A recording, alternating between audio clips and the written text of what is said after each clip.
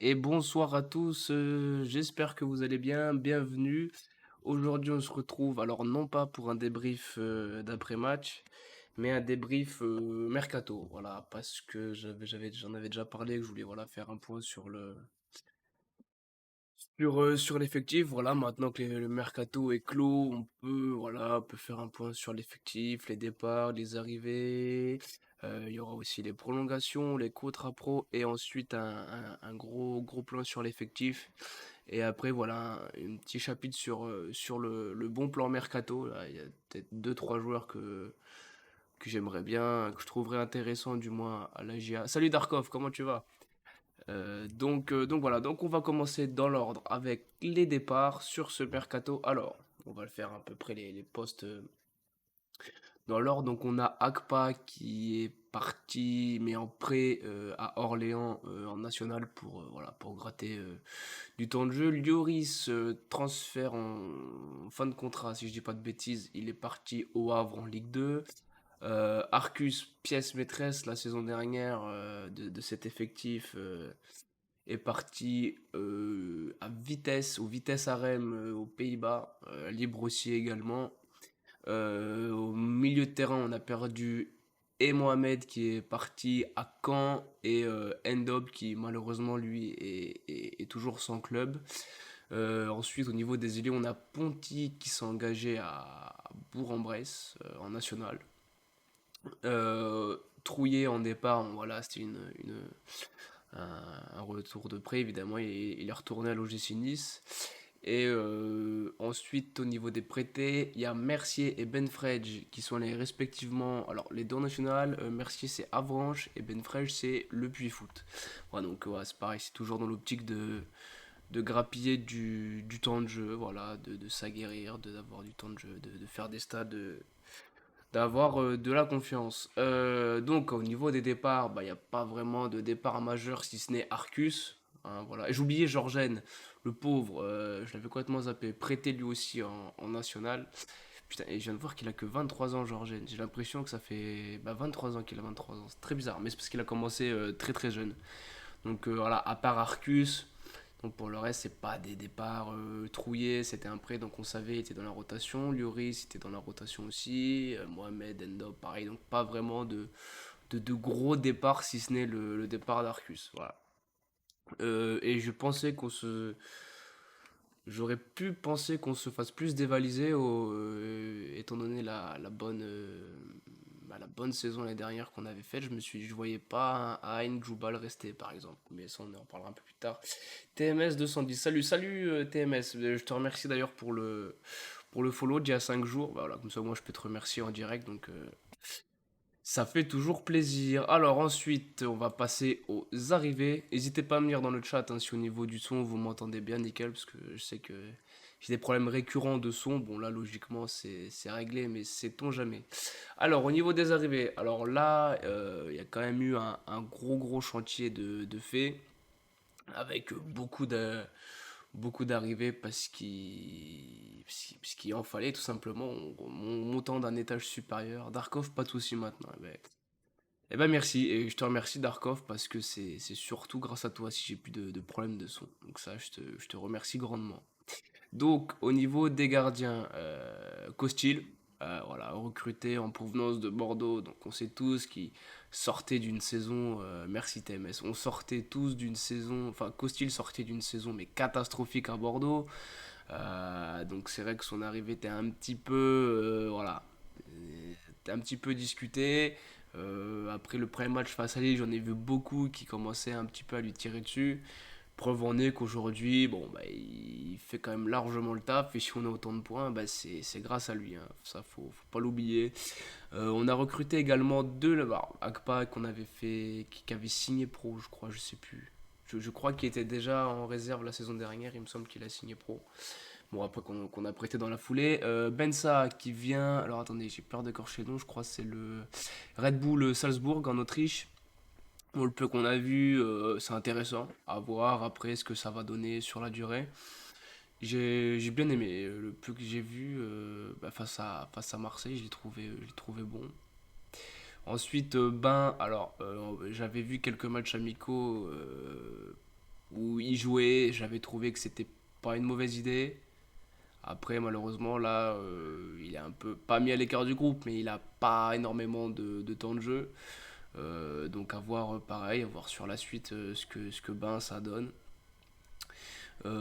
Janvier, alors janvier, je connaissais pas du tout. Euh, je connaissais pas du tout. Il est arrivé en provenance de Brentford, je crois, c'est ça, Première Ligue. Donc,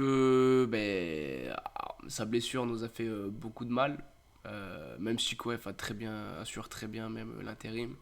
C'est vrai que Janvier, pardon, c'est quand même une bonne recrue, notamment les premiers matchs où il faisait pair avec Joubal. C'est très très solide derrière, donc Janvier, je trouve que c'est plutôt pour l'instant du moins une bonne recrue. C'est pareil, hein, on est qu'au début de saison, donc à voir si ça perdure sur la saison.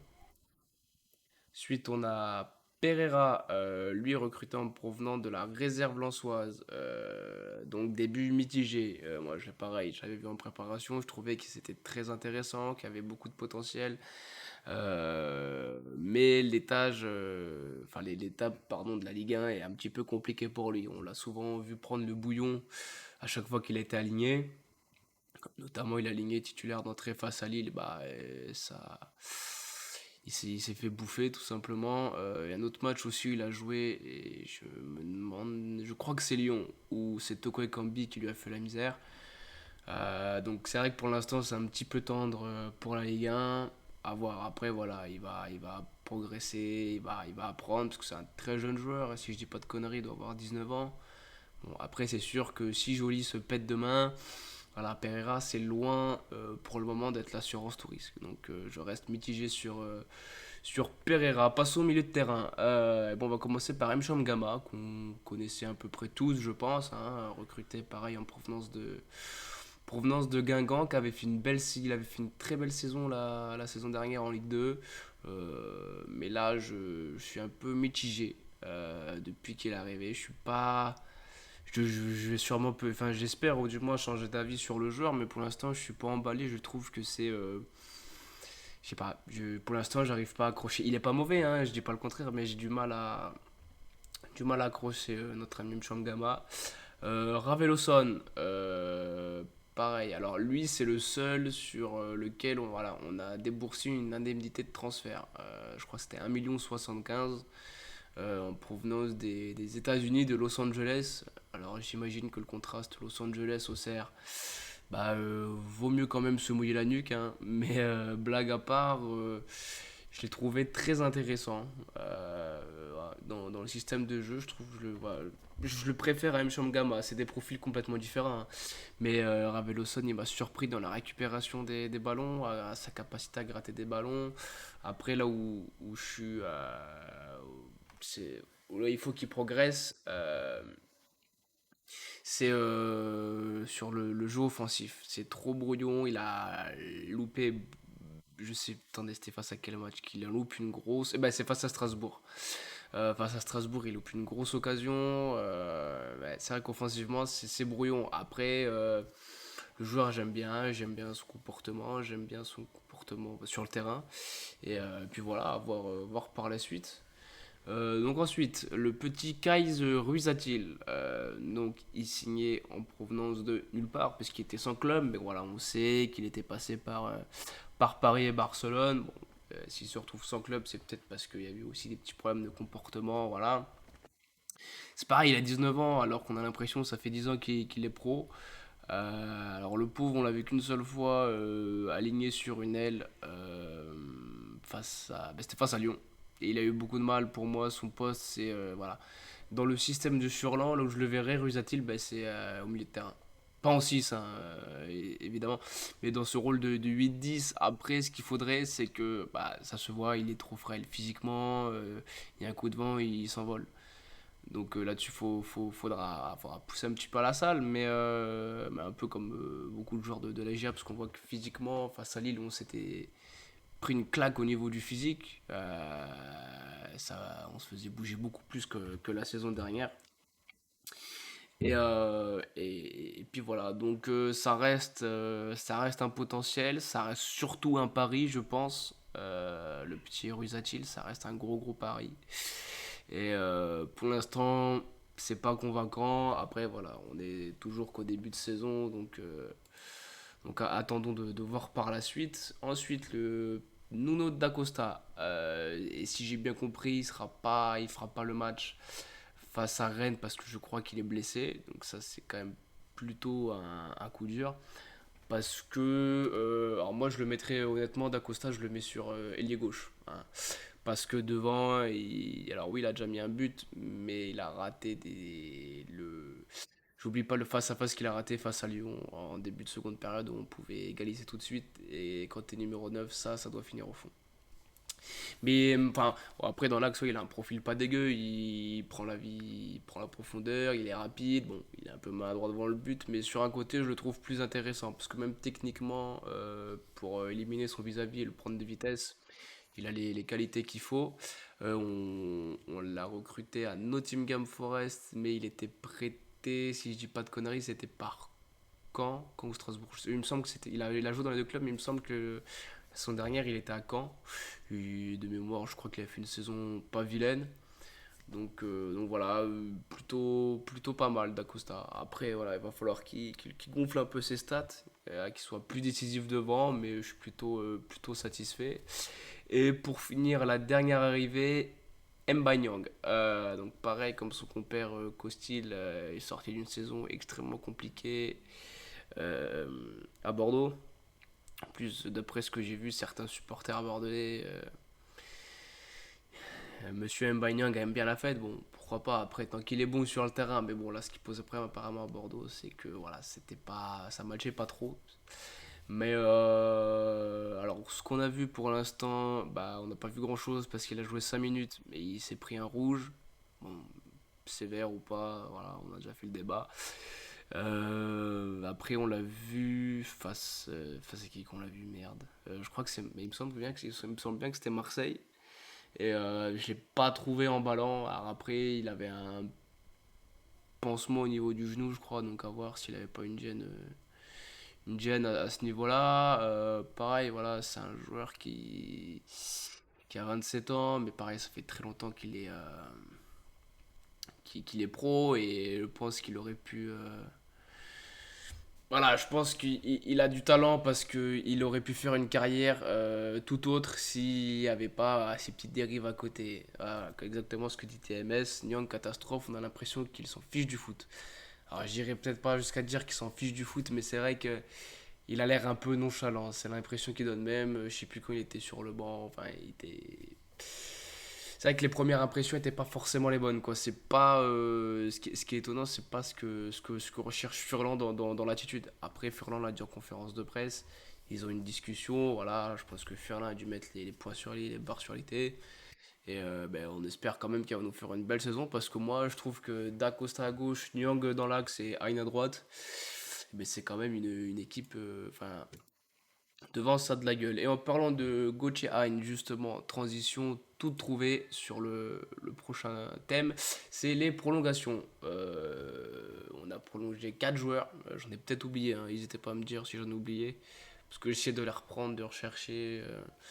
Normalement, je n'oublie aucun. Donc Léon, le fameux artisan de notre montée en Ligue 1, j'oublierai jamais ces deux séances de tir au but Sochaux-Saint-Etienne où il a été très très bon.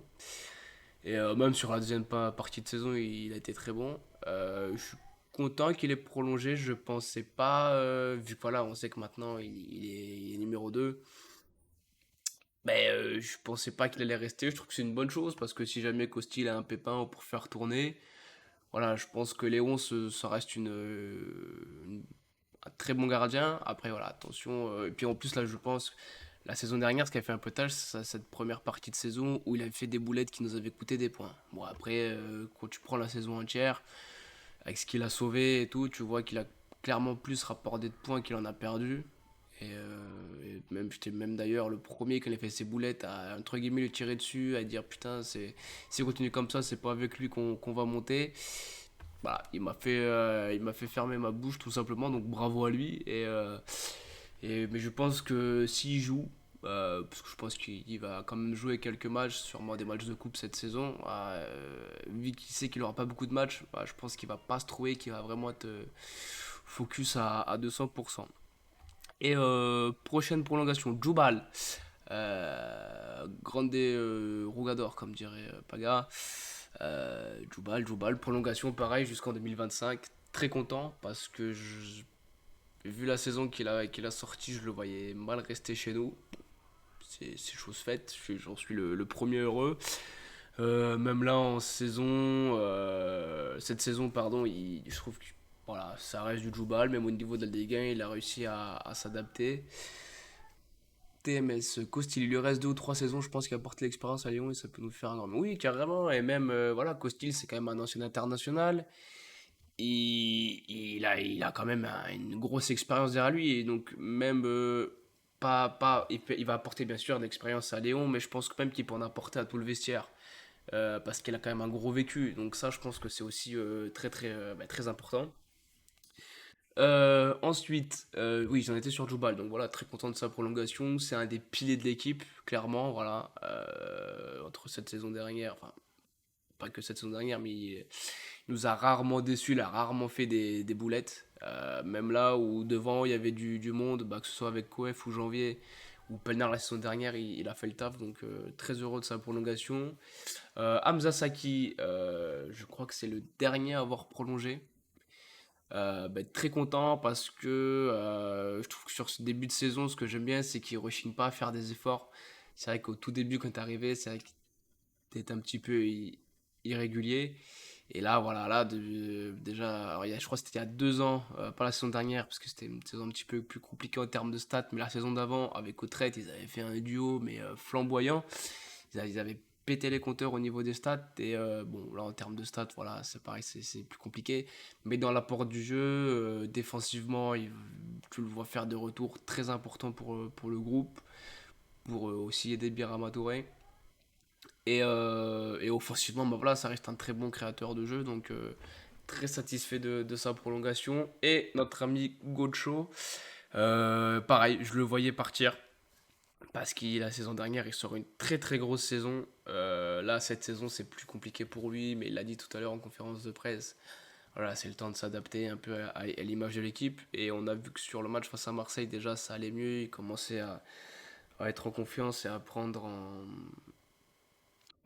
plus d'initiatives qu'il en prenait en début de saison. Donc, je suis content de sa prolongation. Et en général, ceux qu'on a prolongés, c'est quand même des piliers de cette équipe. Bon, alors Léon, du coup, cette saison, ça le sera un peu moins forcément. Mais ça reste des belles prolongations. Donc maintenant, on va passer au contrat pro. Alors j'ai pas la bonne image, excusez-moi. C'est une boulette de ma part. Je vais voir si je peux pas rectifier ça. Attendez. On va essayer de trouver la bonne image. Tac. Est-ce que je vais la retrouver? Excusez-moi pour ce petit contretemps. Touk touk touk. Ça doit être là-dedans. Et est-ce que c'est celle-là? Yes, c'est celle-là. Bon, je vais laisser ce format-là pour l'instant. De toute façon, je vais être très rapide parce que les contrats pro, voilà, je les ai notés, mais honnêtement, je peux rien dire sur eux parce que je les ai pas vus jouer. Donc, Clément Akpa, voilà, ça j'en ai déjà parlé tout à l'heure, qui est prêté cette saison. Le petit Bouekou, qui est sensiblement au milieu défensif. Sylvestre, ailier droit, Ousmane Camara, buteur, et il y a aussi Metsoko qui a signé pro. Le seul où je peux juste dire quelques mots, c'est Kevin Danois que j'ai vu en prépa et que j'ai trouvé très très bon. Après voilà, on sait qu'avec Furlan, pour avoir du temps de jeu, c'est plutôt compliqué avec Furlan. Mais ce qu'il avait montré en préparation, c'était pas vilain. Je me demande même s'il a pas fait une apparition, j'essaie de trouver ça, une apparition cette saison en Ligue 1. Non, non, pas cette saison. J'allais dire une grosse bêtise. Donc voilà pour les contrats pro, là, c'était juste histoire de le citer parce que voilà, comme je vous l'ai dit, je suis pas assez la réserve et je peux rien dire dessus. Mais voilà, faut garder un œil dessus. Sait-on jamais, des fois qu'il y ait quelqu'un qui se révèle et intégrer le groupe, ça peut être intéressant. Donc maintenant, alors est-ce qu'on va avoir la bonne photo? Oui, voilà. Donc là, on va attaquer le plus gros chapitre de ce débrief mercato, c'est l'effectif. Donc maintenant que le mercato est clos, j'espère que j'oubliais personne. Si, je vois que j'oubliais Rusatil, le pauvre. Je m'en excuse, c'était pas voulu. Donc, bah, dans les buts, Costil Léon. Voilà. Alors, rapidement, déjà, je vais vous expliquer mon type et je vais m'expliquer pourquoi. Donc, Costil, bon, bah voilà, on va pas revenir dessus. Mensa Jolie, pour moi, ils sont largement supérieurs à leurs concurrents. Alors, j'ai mis Pelnard, Djoubal. Bon, on sait que malheureusement, voilà, Pelnard est blessé pour une très très longue durée. Mais de base, c'était lui qui était parti pour être le titulaire. Touron en 6 parce qu'on a que lui. Et je trouve que pour moi, c'est le défaut de ce mercato, c'est qu'on n'a pas de doublure attitrée à Touré. Il y a Koef qui peut dépanner, notre fameux couteau suisse. Mais voilà, j'aurais préféré, sans vouloir faire offense à Koef, même si je fais un très bon début de saison, en centrale, j'aurais préféré quelqu'un d'autre que Touré, parce que Touré, c'est pareil. Je crois qu'il me semble qu'il est en fin de contrat. C'est le seul avec la prolongation. Là, c'est un des seuls piliers qu'on n'a pas prolongé. Et je crois même que notre ami Birama, bah, il est plus de première jeunesse, quoi. Il doit avoir. Attendez, que je vais essayer de trouver ça. Birama, Birama, Birama. Hop. Birama Touré. Oui, ça a 30 ans. Donc, voilà, on est plus sur la plus proche de la fin que du début, même si ça reste un très bon joueur, il n'y a pas de souci. Mais voilà, vraiment, moi, le point noir de ce mercato, c'est qu'on n'a pas doublé Rabirama Touré. Donc, vu qu'on a pas mal de blessés et qu'on se prend souvent des rouges, attention à ça. Donc, on a Raveloson, Saki. Je privilégie Raveloson à retraite. Pourquoi? Parce que tout simplement, Raveloson est capable de répéter les efforts, de venir gratter des ballons derrière, ce que Autré ne peut pas faire. Et c'est pas ce qu'on lui demande forcément, même si on sait que notre ami Furlan préfère le mettre aile gauche. Mais pour moi, Autré, il a pas le profil d'un ailier gauche, quoi. Déjà en Ligue 2, Autré à gauche, j'aimais pas. Mais voilà, dans ce milieu à 3, bah, pour moi, c'est son vrai poste. Mais je préférais privilégier. Pardon. Bref, je préfère, ce sera plus simple. Je préfère aligner Raveloson parce que voilà, il est plus capable de répéter les efforts, même si après, au trait, au niveau de basculer le match sur un geste, sur un centre, une frappe, voilà, au trait, t'es plus enclin à le faire que Raveloson. Et alors là, bon, bah, Saki, j'ai expliqué pourquoi. Donc, Mcham Gama, voilà pourquoi je le mettrais remplaçant. Gocho, bah, obligé de le mettre titulaire, même si voilà, son début de saison reste pour l'instant compliqué. Voilà, c'est le titulaire, c'est un des piliers de cette équipe, ça c'est inévitable. Et Sinayoko, je pensais pas qu'il ferait un aussi bon début de saison. Je le trouvais très très intéressant sur son côté droit, notamment sur l'aile droite, j'ai bien aimé. Mais c'est vrai qu'après, il nous manque, sur ce groupe-là, il nous manque peut-être un ailier. Je dis bien peut-être après. Je pense que si on aurait pris un ailier, bon, on aurait empilé beaucoup de joueurs parce qu'il y a Dacosta, Perrin, Nyang, même. Bon, Charbonnier, je le compte pas dedans, parce que c'est pas un ailier, mais Heinz, Nayoko. Donc après, ça aurait commencé à faire beaucoup de monde. Et après, les joueurs, bah, faut les gérer, faut gérer le groupe. Très important de concerner tout le monde. Perrin, je le laisse sur le banc parce que je pense qu'il est plus efficace quand il rentre à l'heure de jeu, que la défense est quand même bien usée et qu'après il rentre, il est capable de faire des différences. Après, sur 90 minutes, ça peut être intéressant aussi. TMS Sinelco, c'est une masterclass pour. Ben, complètement. J'avoue que même en Ligue 2, mais j'avais un petit peu peur de le voir. De le voir en Ligue 1, du moins. Et ben, je suis très surpris, je suis très heureux que Sinayoko, parce qu'il voilà, est issu du centre de formation, donc ça fait toujours plaisir.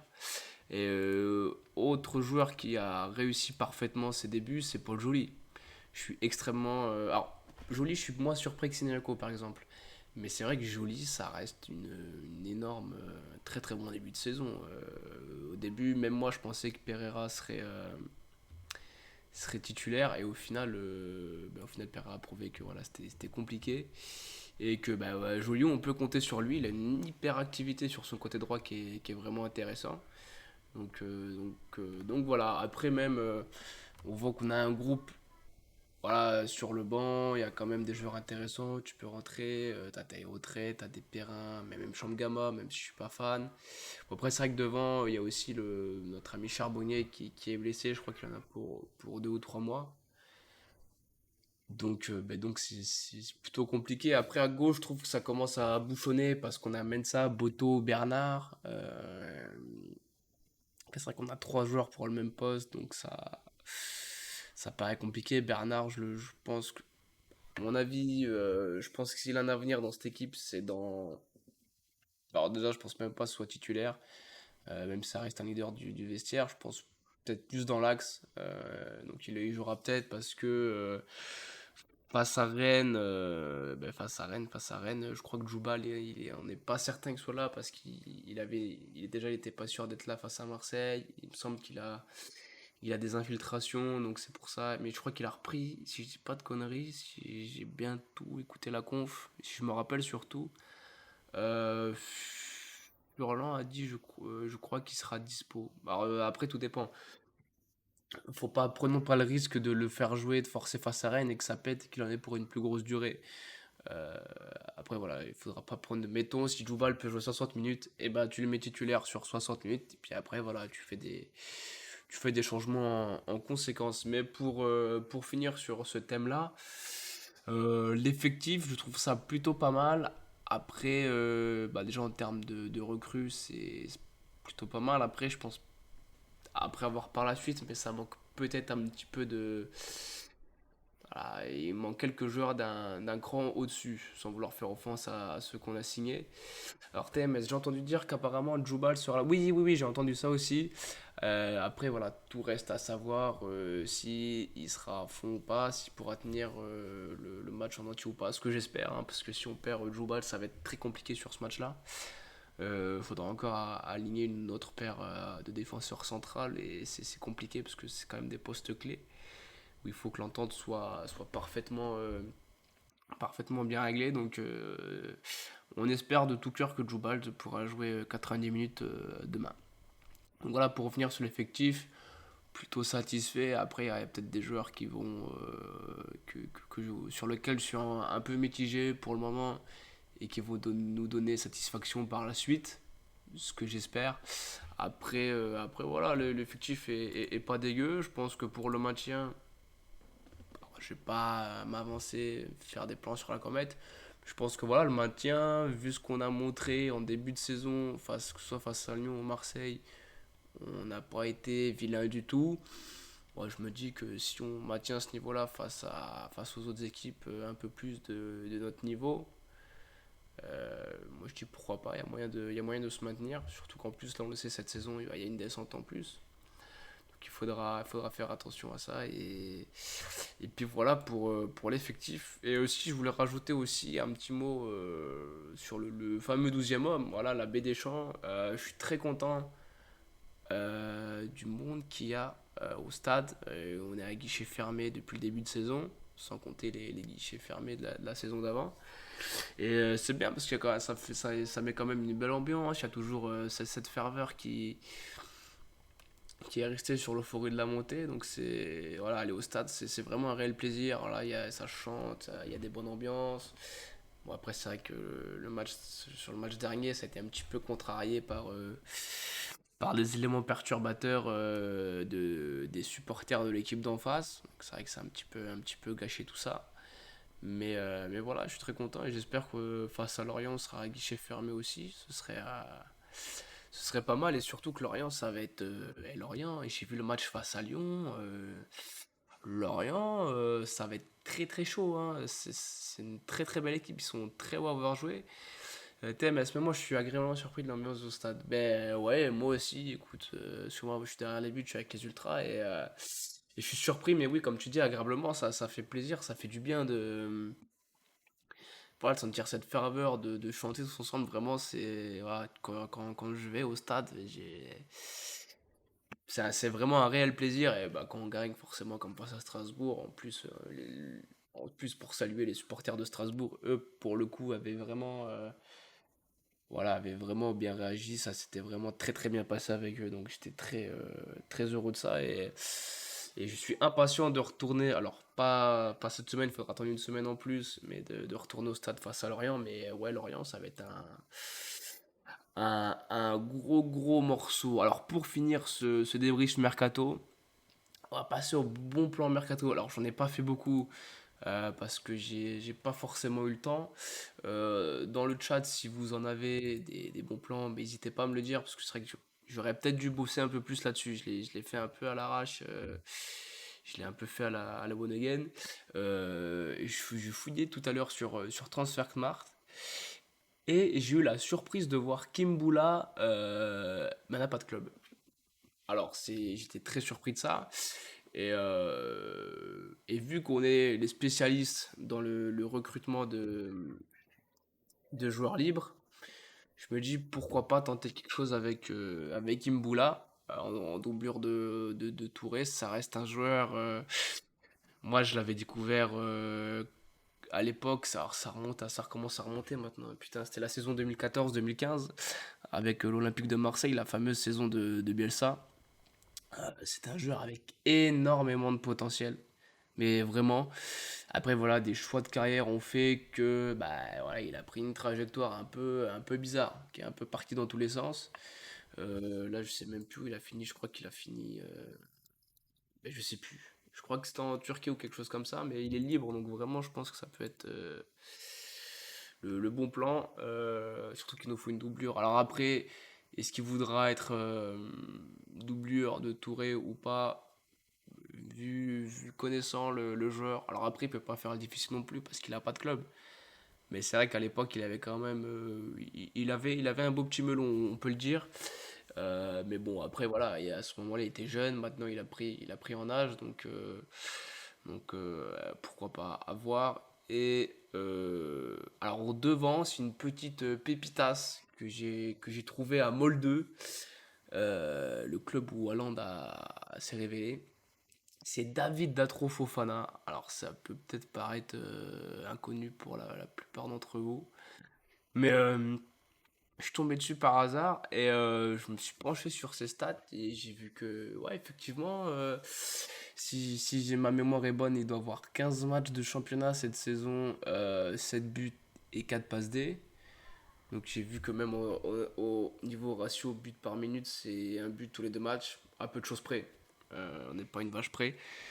Mais je trouve qu'il a un potentiel de dingue. Alors, je sais pas si au CR, parce que comme je l'ai dit, là, on a déjà quand même pas mal de numéro 9. Mais c'est vraiment un attaquant que je sais pas, franchement. Alors, ça se trouve, il va peut-être se planter par la suite et vous allez me dire, ouais, mais attends, t'as dit que lui, il allait tout péter. Au final, c'est sa carrière qui est pétée, peut-être. Mais je sais pas pourquoi. J'ai un feeling avec ce joueur. Il est rapide. Il est bon devant le but. Alors, techniquement, après, au niveau des dribbles, c'est pas son fort. Mais même, je veux dire, au niveau des passes, c'est un très bon passeur. Il a quand même mis 4 passes D en 15 matchs de championnat. Donc, c'est ce qui est plutôt pas mal. Et c'est un Ivoirien, je crois qu'il joue avec la sélection. Alors, je sais plus si c'est les jeunes ou pas. J'ai un doute. Mais voilà, moi j'aimerais bien voir ce type de joueur signé. Voilà, un peu aller chercher des joueurs un petit peu sortis des sentiers battus. Voilà, pas aller piocher que des joueurs à Brest.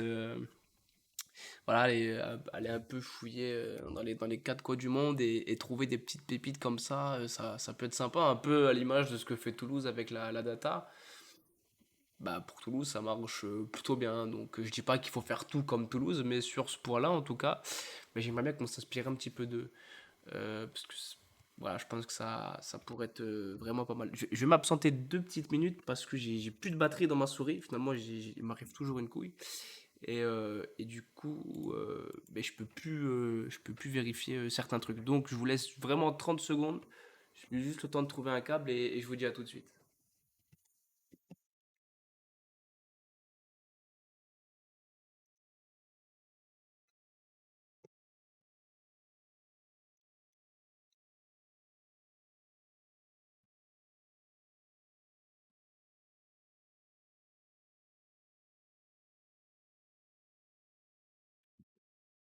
Ah, ça y est, voilà, c'est ma souris remarche. Donc, du coup, je vais peut-être pouvoir vous en dire un petit peu plus sur ce fameux David Datro Fofana qui est évolue à Molde. Alors, attendez que je retrouve sa page. Hop. Donc, et donc il a déjà été sélectionné avec la Côte d'Ivoire. Il a 1,81 m, il a 19 ans, il aura 20 ans en fin d'année. Donc voilà, la valeur, je l'ai pris sur Transfermarkt, c'est 700 000. Bon, après, je pense que si jamais enfin, si jamais il venait à partir de Molde, je pense que ce sera un petit peu plus que ce prix-là. Mais voilà, je veux dire, pourquoi pas. Moi, j'aimerais bien qu'on tente ce genre de pari. Voilà, comme j'ai dit, ça changerait un petit peu. Et voilà. Après, je me repencherai plus sur le mercato en question, voir s'il y a d'autres joueurs qui seraient susceptibles de correspondre au profil, voilà, qui pourraient rentrer dans les fameux protocoles de notre coach adoré. Mais voilà, je referai ça à l'avenir pour le mercato hivernal, où je travaillerai plus sur le sujet, ou voilà, parce que là, c'est vrai que j'ai vraiment fait ça un petit peu à l'arrache au final. Donc voilà. Sur ce, ça fait une grosse demi-heure qu'on est ensemble. Moi, du coup, je vais vous laisser, hein, parce que je pense, ouais, voilà, enfin, avoir fait, pardon, le tour un petit peu du mercato, de l'effectif, de tout ça. Après, si jamais dans le chat, vous avez oublié de quelque chose à rajouter, il n'y a pas de souci. Mais voilà, du coup, donc, le stream, voilà, va se terminer. Je vous invite, si jamais c'est pas encore fait, à vous abonner sur mon Twitter, Facebook, YouTube et même Twitch. Voilà, et si le contenu vous plaît, partagez, likez, même s'il y a des choses, voilà, que vous dites, ou putain, il a l'impression de faire un peu de la merde, bah voilà, n'hésitez pas à me dire vraiment, à me faire vos retours. Et puis voilà, bonne soirée TMS, merci, et encore merci pour le follow, vraiment merci, merci à toi. Et sur ce, voilà, je vais vous laisser, je vous dis bah, très bon week-end pour ceux qui y sont, et à très bientôt, ciao.